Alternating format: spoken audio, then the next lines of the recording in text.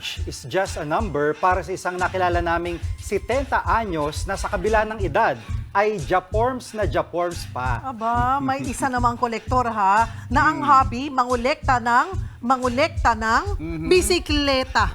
Wow, eto, mga kwentong kakaiba, nakakamangha at kapupulutan mo pa ng inspiration.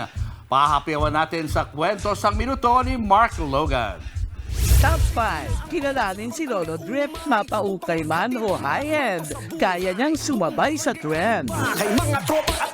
Top 4. Galit na galit ka ba sa mantsa? Kasi kung may issue ka sa mantsa, para sa kanya, ito ay isang obra. Top 3. Kanina pa ako nagbibilang. Ilan ba kasi ang iyong paa? Bakit bisikleta mo umabot na sa 70?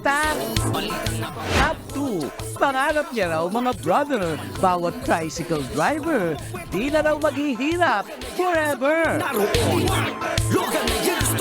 At top 1, kilalanin din ang fabulous barefoot diva. Walang marathon na sinalian niya na di siya tumakbo ng nakapaa. Bigyan ng tsinelas yan.